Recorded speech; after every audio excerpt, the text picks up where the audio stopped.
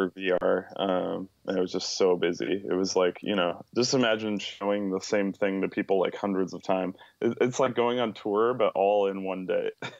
Oh, it's like yeah. So you do your show like 30 times in a day or 100, you mean?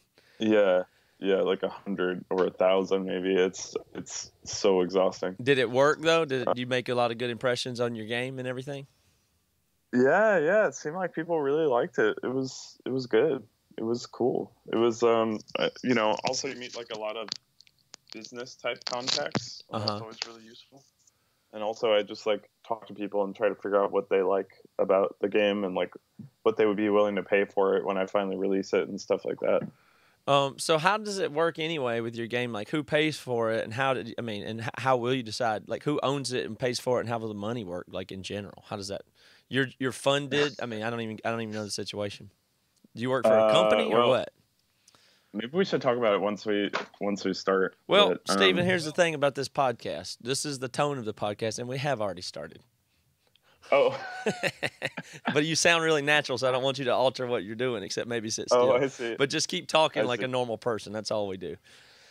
Okay. We don't have to go. There's no official to it. All it is talking, except for we happen not to be in the same room. So that's all. Okay. Yeah, so initially this was funded by Oculus, and it gave me like a small grant, and that's been a budget that I've been able to work on and for about 2 years. And their conditions were really, really good. I'm not really allowed to talk about the Okay. details, You don't have to say anything specific. but yeah, basically it was like, make this thing. So you made a pitch you had the idea for the game, and then you turned it into a pitch and a proposal, and then went looking for funding or a grant or whatever. Yeah, so I was working on this like prototype for like 6 months. And I was living in LA, and I was like, I had like no money. I had no money. I was like I was living on my credit card. So it was up to almost the limit of the credit card. It was at like 12K. And then that's when I got the Oculus deal. So it funded the game and gave you living money for how long? Like how long does that? Like how long till you're broke again, working on something new? Is my question. Or rich? I don't know which one, but I'm almost broke now because the game's still not done. And but one thing that's cool is when I was making the game, we also made like I hired this programmer named Tyler, and we made this like crazy technology together called VR Infinite Gesture. And it's like basically it's a machine learning algorithm that learns your gestures in VR. So if you want to do like it'll like memorize that. You can teach it how to see that, and then when you do that, it'll recognize it and it'll shoot a fireball or whatever. So crazy. Because we made that, like we're selling that to other VR developers, and I make some money from that.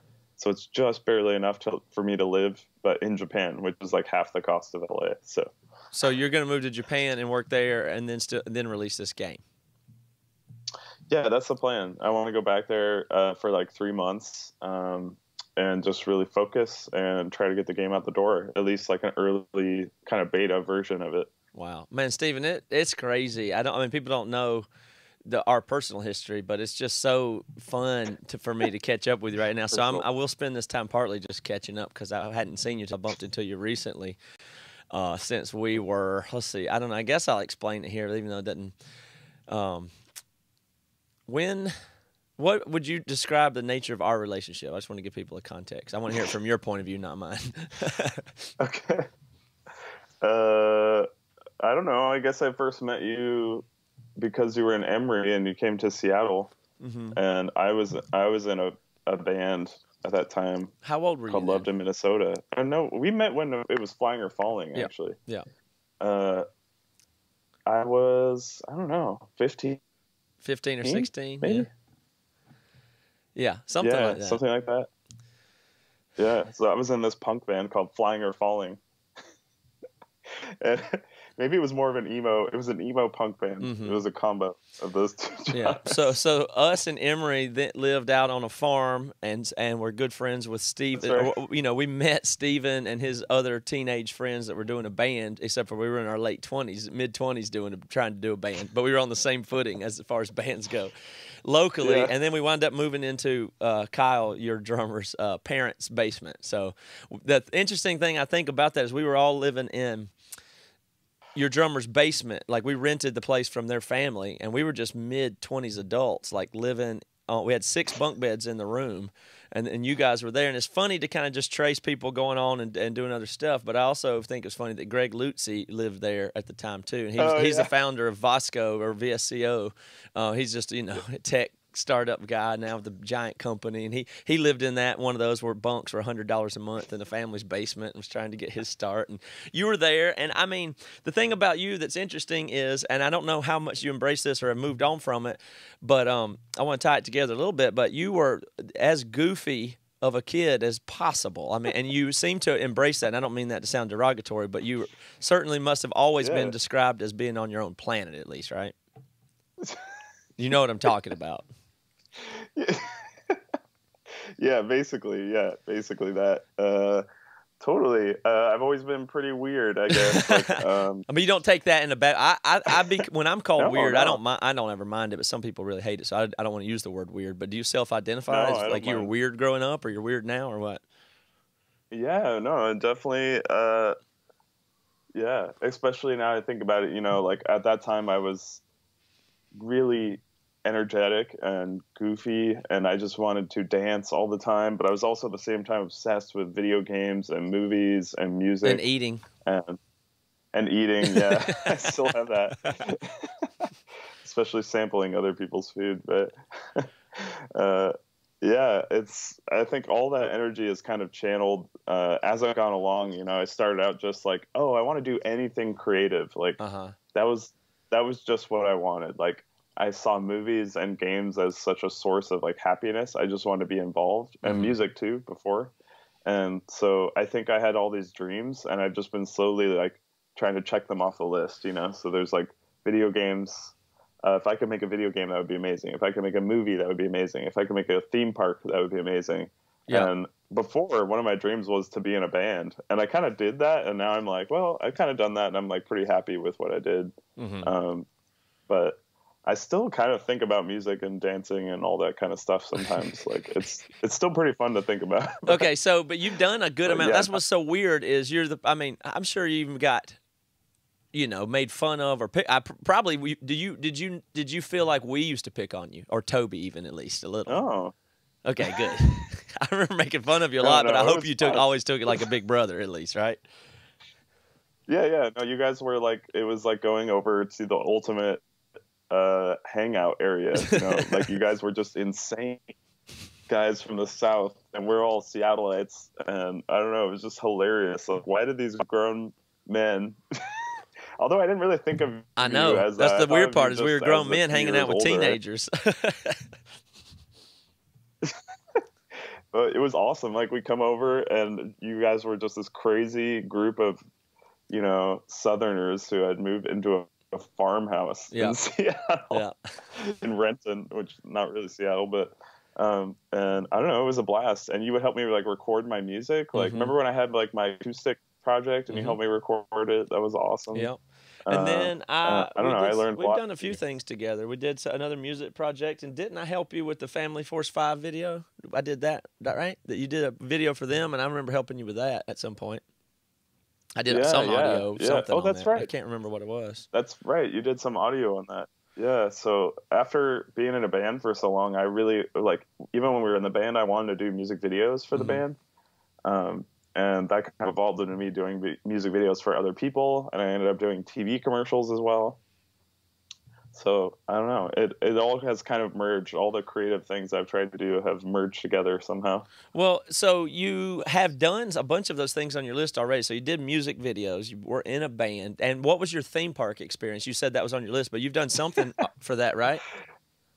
Well, I did a small miniature theme park, you could call it, in an art gallery, but it doesn't really count. Like what I'm trying to do now is create a character that people really love. Because what I realize is like characters are the heart of entertainment, and they make like I don't know, they make that emotional attachment to a brand or to a story or to an idea, and they can. The cool thing is once you have a good character like Mickey Mouse, it can kind of travel between different things. Like it can be in video games, it can be in movies, it can be in a theme park. So that's really what I'm focused on right now, is making characters and then attaching them to like novel technology so that they can kind of travel between different kinds of technology. Interesting. So I don't know if you have any starts on that, but in my head pops immediately, if you're going to build a character and put your effort into it, I really think it should be based on your physical movements and personality a little bit. Have you had that notion? No, I haven't had that notion. That's pretty funny. Well, I mean, you're unique, and I think likable. I've always liked you, so that's what my premise in most creative stuff is. You're looking for what is the most unique and true thing. That's kind of the way I look at it. Like, what is the most stylized, exclusive, not like other thing that you can create that's high quality, but that could be music or a character or anything. I think that's what you're really looking for, and it seems like the closest source is usually one you know well, so you get the nuances of. So, like, how people write about their life or put a TV show based on their life or whatever. That's the easiest way, but you know a lot more about that kind of stuff than me. But I would like to see you have a character, or at least a sidekick to whoever you create this based on you. But cartoon version or something like that. It's funny you say that, because I actually have some YouTube recently in Japan, and it's kind of a long story, but I met these like YouTubers through a friend of mine when they were in Los Angeles while I was living in Los Angeles, and I used to surf in LA, and but in Japan, I used to, like, occasionally they have these festivals and they wear these things called fundoshi. And the fundoshi is like, to give some context, I used to live in Japan, so I'm really familiar with the culture. But fundoshi is like traditional Japanese underwear. It's basically a thong, and it's like white, and it just looks ridiculous. So when I was surfing one day, I was like, oh, I wonder what it would be like if I was wearing fundoshi and surfing. And I took a video of it. A big, lanky white guy in Japan. No, but surfing in L.A. They don't surf in Japan, do they? In L.A. Yeah. They do surf there, but I was thinking in L.A., if I had fundoshi.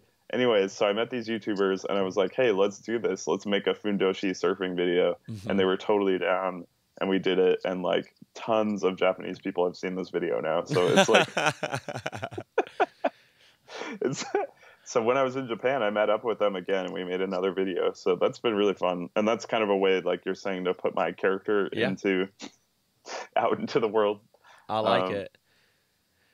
But my actual game is totally different than that. I want to talk about your game in VR. And I'm almost there, but I just want to like, I didn't, from me overhearing what you're doing, it's like, obviously you're being successful, and I measure that by you're doing exactly the things that you care about and want to do. And then come to find out you're dead broke, which makes me even more excited, because that means you really, to me, I measure that as you're really doing whatever you want to do. And so, like, I don't know if you're rich now or not. That I don't know, but it seems to me that you understand that up or down, money, you're willing to do the thing you want to do, which has always been obviously true about you. Despite of the money, you're not looking for some stable position, because you're going to want to do something else next, and you most likely will succeed is the goals of your intent and the things you define them. You think that's right? Yeah. I mean, I think you might have and make a bunch of money in the future too, but I mark you successful. Do you say that about yourself? You feel that way? Yeah, no, I'm pretty happy that I haven't wasted my time doing a lot of dead end jobs. Like, along the way, people always told me, like, as I've gotten better at all these different things that I do, like filmmaking and programming and animation, I always get these job offers, and the job offers like, oh, you can come work at Amazon and get like $100K a year or whatever, or come work at Microsoft and get like $150K a year. And everyone tells me when I get those job offers, like, oh my gosh, you should just take that and like go do that for a year, and you'll just be rich and you'll be good for like so long. And I always kind of felt like that was a mistake, and now looking back, I'm like really glad I didn't do any of those, because, like, ultimately, if you do that, you have to keep going. Yeah. You get more money and you spend more money. Yeah. And then you're kind of stuck there. And like, yeah, I mean, because you really would say after want that. 6 months there, you go, okay, well, I can afford this apartment, and now you can't quit your job. That's that. Yeah. And then, like the other day at the VR festival, I met someone who was really cool, really successful in Hollywood. And he's about my age, and he never took that kind of thing. He just went for it, and he made like a TV show. Now that TV show is really popular, and it's benefited him in like so many other ways. So I think it's just a matter of like going for your dream and just not giving up, basically. And even if you're poor, sometimes you just have to. It's your time that really matters. It's not really the money that matters. It's like, what are you spending your time on? Yes. What are you working towards? I agree with that. I wouldn't take a job doing my skill set for there's some multiple of what I make now that I would probably do it, considering family, or I don't know. It'd be hard to turn down some big money, but it'd have to be a multiple 4 times at least of what I'm making before I would consider working for somebody else. Personally, I wouldn't work. I wouldn't work for somebody else for twice the amount of money. There's no way. But yeah. But the interesting thing about it is that the way I look at money in that regard is that, you just choose. You can. It sounds like a privileged thing though. I have chosen to not have money in many situations or be on tour like by choice. It's not the same thing as being poor. It's kind of by choice sometimes, which is different. But I would say if you do have the luxury or privilege to choose to be poor or choose to not, be in the money loop, that's a good privilege to exercise. I really think it's a great exercise. I've been on tour before. We're trying to spend less than $5 a day on food, and you set parameters and rules on yourself and enter these situations that voluntarily. It's like camping. I mean, you could go buy food, but you've chosen to go camping, so you will make do with the trail mix and what you can cook on the fire, and that's a really good experience. I think the same can be applied with the way you look at your life and finances. Now, a lot of people have don't have the choice or have child support and, all the student loans and debt and no choice of what to do. I understand that, families, obligations. But if you can choose to do like you do, there's a lot of other gains that you make, I think, personal gains at least, experiential gains. Yeah, I mean, that's the thing. I've made so many different things at this point now. Like, I've actually made myself really valuable as a potential employee. So, but the end goal isn't to ever be an employee still, is it? No, I mean, the goal now is to build a company and to build like a solid business. I used to just think of art only as art. Like, I'm going to make this thing just because I have this idea and it's like something I need to create. And the more I've gone along, the more I think of it as like, I need to make things that other people want, not just that. Like, what am I doing this for? Am I really just doing this for myself, or am I trying to create things that like serve a greater need, kind of? And also that ties into business. Like, if other people want it and I'm making it well, then I need to figure out a way to monetize it. And games, it's really obvious how to do that. You can basically sell the game, or you can sell the things inside the game. So if you build a plan into the game, then you can potentially make money. So you still think of it as primarily a thing being driven by art or design, but you're just trying to. In fact, isn't there a discipline? I saw an article or a Twitter thing about it recently. Is it called design thinking? Are you familiar with that term? I suppose so, yeah. I'm not sure what you mean exactly. I don't know exactly, but I read a quick article on it, and it was just talking about how there's business thinking and then there's design thinking, which isn't really about design. It's about trying to line up all the things together. Like, the business wants profits and product, and then the designer wants art and this and that other thing, and then but it should be designed around the human itself, that the thing you're creating for. So it's not necessarily just that you're creating a project, it's that you're creating. It's not just a product. It's something you're trying to line up the business interest with the human interest and, the tech side. Like, the tech side of it would say, I want it to be flawless and work perfectly. The design side I want it to look good. And the business side would be, I want it to be a good product that makes money. So you aim to get all those right in like holistic design thinking, I suppose. But that makes sense because it gives you a way to make stuff for people that isn't necessarily worried about being a product for profit. Is still designing art or something of value for people. That's like the principle. So it's still more pure of a mindset than I want to make a company so I can get rich or whatever. Yeah. No, to me, making the company is all about making a system that makes money and makes a relationship with customers and builds a brand so that I can keep doing that. And like, I want to acquire money so that I can do more cool stuff, essentially. Right. Yeah, and I don't doubt that you'd use every bit of your money to do something ambitious and to build that. So tell me about your game now. It's a VR game, and tell me what it's called and what it is. It's a virtual pet for VR called Waba, and Waba is a little character that you take care of.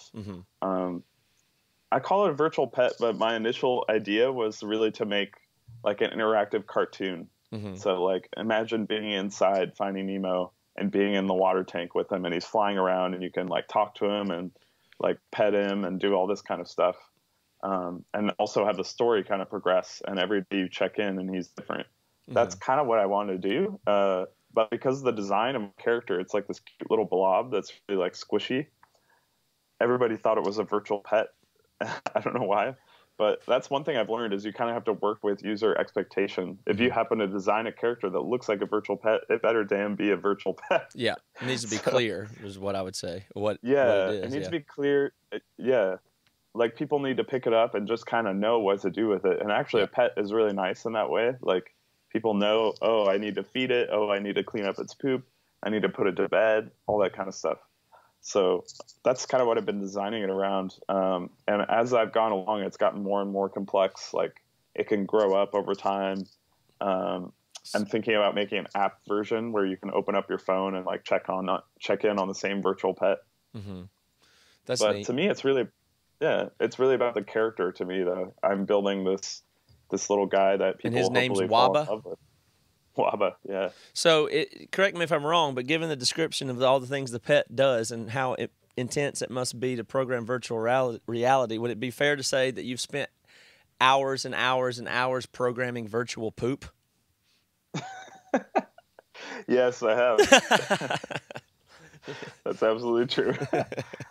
There's also a thing called a poop machine that turns the poop into money. Yeah, I've spent a lot of time doing that. I've spent a lot more time programming the pet himself, though. Like the AI is really complicated, and that's taken a long time. But what platform is it on? What kind of VR goggles do you need for? I mean, I'm not in. I mentioned this last week, and then get to talk to you today, which is really cool. But I was telling somebody, I may have told you when I bumped into you last, that VR sounds obviously like a big deal and the thing. But I've avoided learning anything about it basically on purpose because I don't want to get in it prematurely and waste a bunch of time and money on something that's not useful yet. But I'm going to look to you and other people to tell me now. Here it is. This is it. It's about to go. I still want to be on the top of the curve, but I don't want to get in too early, like doing internet in the late 80s or something. But I want to find that right point to get in and start paying attention to it. But I'm poking around at it now, but I don't know anything about even the platforms or who makes. I know Oculus, whatever. I don't know who makes them, if they're exclusive platforms and stuff like that. But how's that work?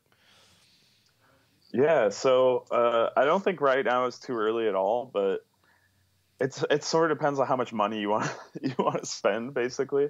But I think there's already a lot of good stuff out there. There's a lot of really amazing games, and it's kind of creeping up on people, but.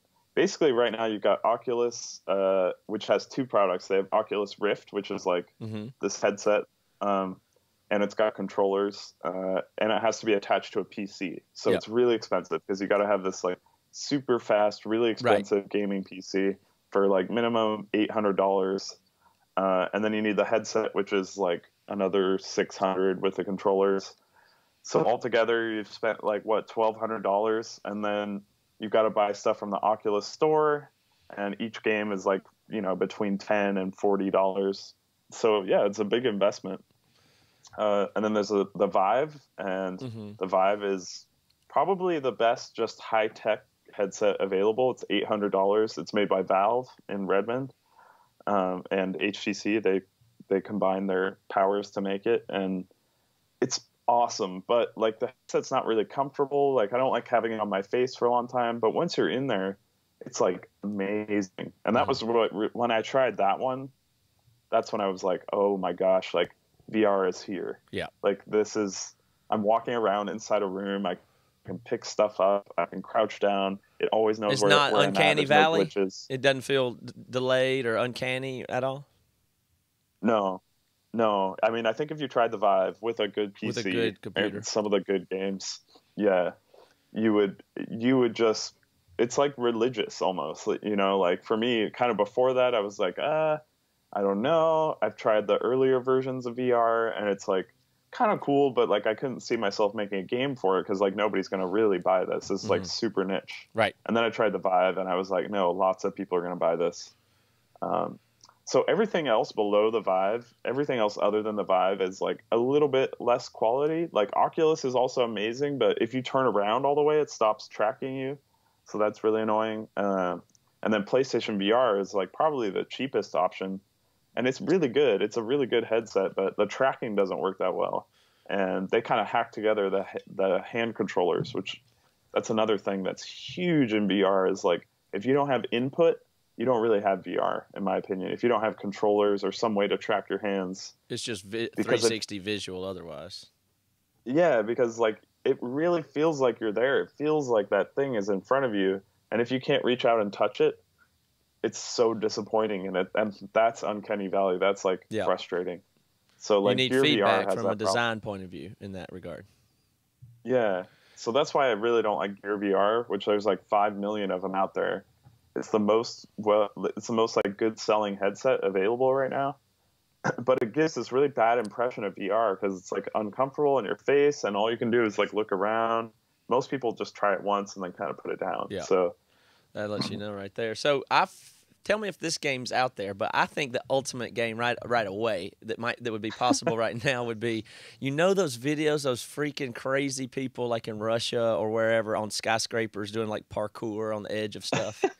If you could go in that POV and ride with those people doing that, if they could wear a 360 camera, whatever it is, to program that in to where, you know, because if I watch it on a tiny YouTube screen this big, my heart is pounding and I'm just yelling at the people, you stupid idiot, I can't believe you would do that, you know, what all those people are doing. But if you could put that in VR, I just can't imagine how horrifying that would be. It would have to be just overload.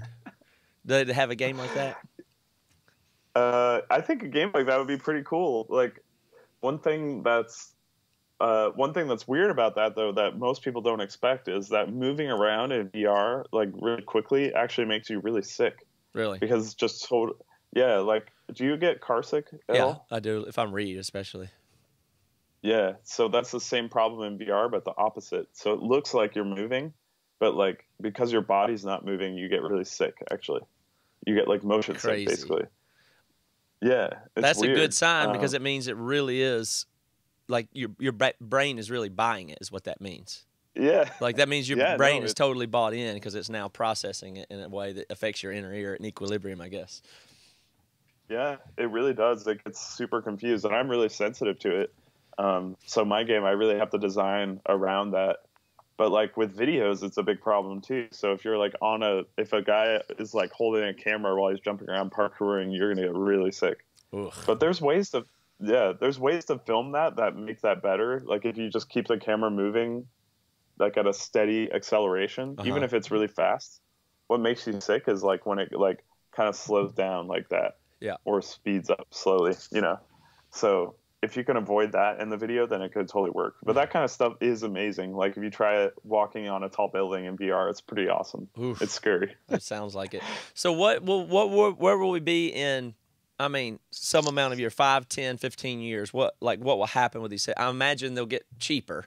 But what are the integrations and the technological advances that we look forward to? Like, do they get smaller? Do they become just wearing glasses or contacts? Like, where are we headed? Because you can't. It seems like the obvious thing that this is unbelievably valuable in the future, way past gaming. Obviously, I want to talk about some of the possible applications, but it doesn't make sense that we'll all be walking around with those black giant goggles and joysticks all the time. So where are we going to go from there? Like what would be optimum? Yeah, for a decade or two. Yeah, the next thing coming up is just making it smaller and making it cheaper. So I think eventually it's going to be probably within a year or two, just like a one one item that you put on your head that's like maybe $100, and with the it's got processing all the in computer. it. Yeah. Yeah, it's got the computer built in. It's got the screen built in. It's got hand tracking from Leap Motion, and just an amazing kind of simplicity to it. And I think that'll kind of break. Say that hand thing again. I'm Oh yeah, interested so in there's that. this company. There's a company called Leap Motion, and I've known them for a long time because they were thinking about sponsoring Waba, my game. But because of that, we ended up not doing a deal. But I got to know the CTO, and he's a really good friend of mine now. And he's just a maniac. He's thinking 20 years in the future. Nice. Like, are we gonna have interfaces with our brain? Are we gonna have yeah? Give me his number. I want to talk to that guy. I can if you want, but let's talk after. But anyways, he's told me a lot about his thinking. But they already have something that's amazing, which is like this little kind of 2 cameras that you put on the front of the headset. And you reach out your hands in VR and you can actually like see your own hands. And this is awesome. So amazing. Yeah. So you don't need the paddles and the joysticks, basically. Yep. Yeah, you don't need like this thing. Like you just use your hands, which is the most natural thing. Of course. But from their perspective, it's really, really hard to make that kind of software that can track your hands. It's one of the hardest problems. Like Microsoft also has hand tracking in their HoloLens, and it's horrible. Like here's all that you can do with it. You can do pinch and move and let go, and that's it. Yeah. Whereas Leap Motion is like pretty much anything you would naturally do. And it'll digitize and re-represent your own fingers in the mask. Yeah. It's hard to explain, but they call it like hand presence. It feels like your hands have been perfectly replicated. That's great. And once you get that disconnect, like when they first made it, the very first version, like the hand would like glitch out all the time. And it'd be like, oh my gosh, like what's happening in my hand? And you kind of lose presence. You lose the feeling that you're there. But now they've been working on it for a few years, and it's like almost perfect. So that's awesome. Yeah, it's a miracle. So I was thinking about that a while back. I keep trying to tell people I don't like to think way in the future. I don't think predictions are very good but I love to think about the future, just the possibilities. And sometimes you see obvious trends. Like it's not like anybody can predict the future or anything, but we know what VR is going to look like. It's going to be small. I mean, there's some stuff that's pretty obvious to think about, and obviously we're headed toward interfacing to the 5 senses, more directly. Basically, obviously that's going to happen. But I was thinking one thing is we're so limited by mousing and even touch screens and multi-touch compared to, and this is all I could conceive of, but I thought if you had clear little like lenses that went on your fingers that went on all of 10 of your fingers, but they were just clear like latex, or like if you squirted glue on your finger and let it dry. If that could be wireless and you just had 10 fingers of touch, swipe gestures and stuff like that, you could walk around down the street just moving your fingers so slightly, and you'd be typing and gesturing, like just doing little things to interface with whatever the technology is, not necessarily VR, but that's interesting to hear. Yeah. You could think about what you could control with just your fingers in the air. Like once you learn, like we know how to type now, but you could air type, or a whole new language of just programming your own language of how to communicate with machines by 10 fingers of, 3D 360 gestures. I think that you could do so much with that. But if you can digitize the whole hands in the system, that's going to be amazing. How does that interface to augmented reality, though? I'm trying to think beyond just because the VR thing is all inside a thing like a game. But augmented reality would be some kind of transparent mask or glasses or contacts, and then you see through it. Yeah, so the first thing that's going to happen, and Leap Motion is already working on this, because they've got these 2 cameras in front of your eyes, they can actually like take video of the whole world, not just your hands, and like bring it into VR. So it's kind of like a very early version of augmented reality.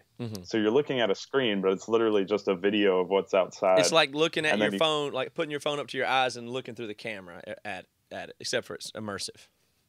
Yeah, so they call that pass-through VR. Pass-through VR, okay. Yeah, and then kind of after that is going to be augmented reality, and there's already some things. There's like the HoloLens, right?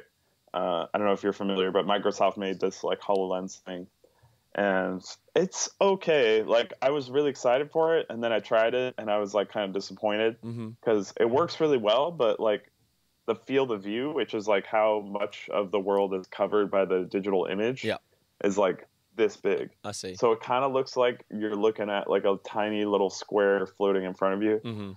So there's a lot of problems to be solved there, but there's a company called Magic Leap, which is different from Leap Motion. I know it's confusing, but Magic Leap is this huge company in Florida, which is totally secret. But they've received like 500 million or maybe $1 billion in investment, something like that. And one of the major investors is Google. And just by the investors investing in it, I know that it's legit. Yeah. And a lot of people have been like, oh, it's not legit. Like, it's just, and I'm like, do you think Google drops 500 million on something that doesn't work? You know, like, so the idea is that it's these glasses that somehow make perfect augmented reality. Like, it's not like this, it's like this. Yeah. You know, so it's covering your entire field of vision. And let's say you want a dinosaur walking in your living room, it can do that perfectly. It looks actually like a dinosaur in your living room, or a whale floating in your gymnasium, or like a little virtual pet in your hand. And so you're wearing something that might look like clear, let's say safety goggles, like even the like Google Glass even, but something like kind of that way, so it's not even that obnoxious. And you're seeing with your own eyes, and there's also projected images integrated in that seamlessly. Yeah, it's real light, and that's what's cool about Magic Leap, or at least what I've read about it.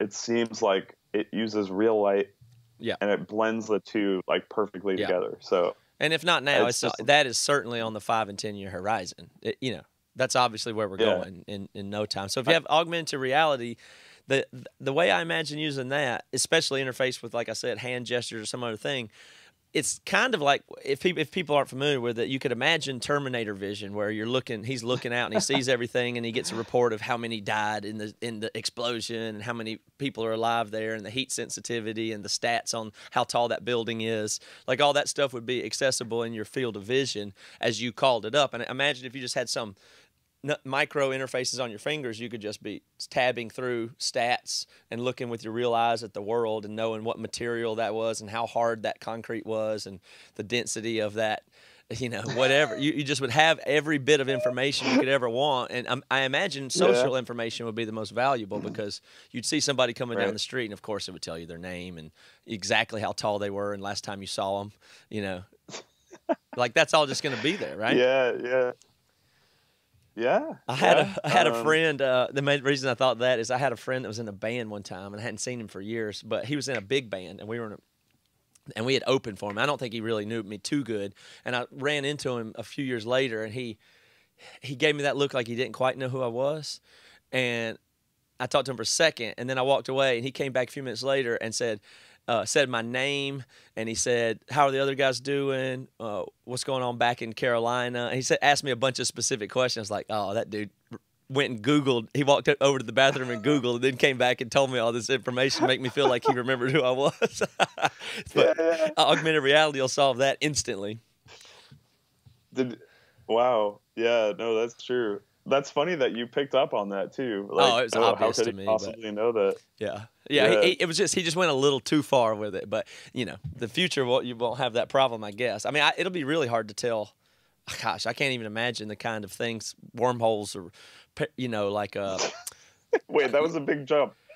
Well, I'm just saying, if you put that kind of power, you can't imagine what kind of, with every new technology comes such exploitative power. Like, the first people that learn to harness that will have such an advantage on suckers that don't get it, basically, is what I'm saying. Oh, right. Salesmen and, you know, snake oil salesmen of the, you know, 21st century. They'll just be, they'll be ahead, like pulling something over on people that they have no idea what it is. I mean, that'll be pretty soon.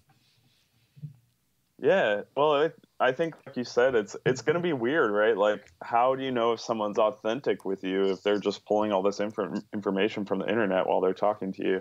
Like, it's just going to be augmented, right? And everyone's going to have the same power of augmentation. Everybody will eventually, you know, they'll be the first when it first happens, but eventually everybody will have essentially the same augmentation. Like, we have Google now, so we settle bar bets on the spot, you know, kind of thing like that. currently, and everybody just Yeah. assumes that everybody knows the information, which makes, you know, memorization of bullshit in school even goofier sounding. But eventually it'll just be you'll be being fed predictive information about what you're trying to even say or do, like in real time all the time, I guess. Yeah, totally. I think a much bigger deal than augmented reality will be once AI starts to develop, and like it's already happening, but there's going to be so many things that will be affected by that. It opens up a huge can of worms in terms of conversation, but it's something I've thought a lot about, because when I'm making this virtual pet and pitching to investors, a lot of the investors are like, oh, have you considered integrating like this and this AI into that, and it'll make it that much smarter and do this many things. Mm-hmm. And it's almost like scary sometimes thinking about like what it could potentially do. Like what? Can you give me an example? What could it do? Well, in a virtual pet game, like it's not that dangerous, but not that dangerous to play a virtual pet game, I hope. Well, I mean, it could do things like it could go and examine your Facebook info. Mm-hmm. Like it goes, hey, do you want to let me into your Facebook? And you're like, yes or no. And if you say yes, it could go through all of your Facebook info and just know everything about you. And suddenly you could be playing the game and it just knows that you like, I don't know, the Mariners. Mm-hmm. And so like he's wearing like a Mariners t-shirt and you're like, how did he know that I like that? That's weird. Yeah. You know? So it's like, stuff like that. You can really go too far with it, or it could like get to know all your friends and like kind of see what they're up to and sort of adapt to that, or adapt to your mood. Like let's say you wrote like something that was kind of sad on Facebook one day, or maybe you didn't even post it publicly, but you wrote like a message like to a friend, like, oh, I'm feeling bad today, and then you come in and the virtual pet's like, oh, do you feel bad today? I want to help you feel better, you know, stuff like that. Right. So I don't know. You really have to be careful. Like, and that's just a video game. Just imagine if it was like a business, you know, a business that wants your money, to buy some product. They could totally tweak your emotions, mm-hmm. and they already do. Really, like they're already paying attention when when you're going to Amazon. It's like a curated page of the things that it thinks you want. That's all AI in action. And but it's incredibly powerful. Yeah, and it's where you'll eclipse the point pretty quickly where it's right. It may know better than you do. Like, you know, like you could know for a friend or a spouse or a kid what they want, but more than they do. AI would certainly feel that way. Like, you know exactly what to do. I know exactly what to do with my 3-year-old if she's upset about this. Give her this, and this will make, you know. I know how to manage her own. I know what she needs before and more than she does. So if an AI is advanced way beyond us, you can imagine it simply is trustworthy and right about what it thinks you should have, or wrong, or malevolent. I mean, it's terrifying. Well, AI is still pretty simple in that sense. Like, all AI can do right now is examine patterns and try to predict the future. Yeah, but if it knows you're sad, if it knows you're sad based on it's read a bazillion Facebook, you know, algorithms of people who posted these things before they, let's say, committed suicide. Here's the thing you may need. This is what intervention that you need, or certain things you need to see, or whatever. It could take interventional steps or anything, you know, and be right. Yeah. But that feels weird about your freedom there. And like, could you really trust something that's more powerful and smarter than you are in the long term? I don't know. Yeah. But it's going to get there, it sounds like. There's a lot of great YouTube videos with Elon Musk where he talks about this exact problem, and he's thought about it a lot more than I have. Oh, yeah. But like hearing him talk about it is really fascinating, because he actually has the deep down like technical knowledge, mm-hmm. and works with some of the best people in the world on AI. So and he finds it kind of frightening overall, right? Yeah. Essentially, he's very, very worried and scared that AI could advance very quickly, and it could be owned and not shared by the wrong people. Mm-hmm. So his whole theory is that if everyone, that's why he started OpenAI, if everyone has equal access to very powerful AI, then that kind of balances out the power. Mm-hmm. So, you know, if we all have godlike thinking powers on our side, but that guy does too, and that guy does too, then, you know, no one's going to take over the world, essentially. Yeah, well, there'll be a race there. So you think, oh, we should regulate it or avoid this technology or that technology, but you can't do that because just then the bad people will, or the other countries, or whatever it is. You're not going to let China become the masters of everything and say it's dangerous, so we won't do it. That won't make any sense. You will have to go you have to turn it on for everybody and hope that balances itself out. Yep. There's no way to stop it. So one thing I was thinking about with VR, we're not going to have a ton of time, Steven. Can you come back next week and we can do another episode of this? Sure. Okay, we'll talk a few more minutes. Yes, I'm saying. I told you it goes fast. And you got somewhere to be, so I don't want to keep you too long. But we'll do another episode of this. But the thing, well, shit. Let's just end it. Will you come back though? Okay. I will leave this as a cliffhanger then, because we've done about 45 minutes, and I think I don't want to try and wrap something else here quickly, but there's a bunch more I'd like to talk about. Okay. Sounds good. Is there a coffee in front of you? I've been staring at that thing. What is that? This is, my favorite color is orange, but that's my coffee cup. Yeah, it's a a Yeti whatever tumbler, whatever coffee. It stays hot all day long. Okay, that's a good way to end it. Break it down, Matt Carter. Yeah, it's good catching up with you, Steven. Yeah, you too, man.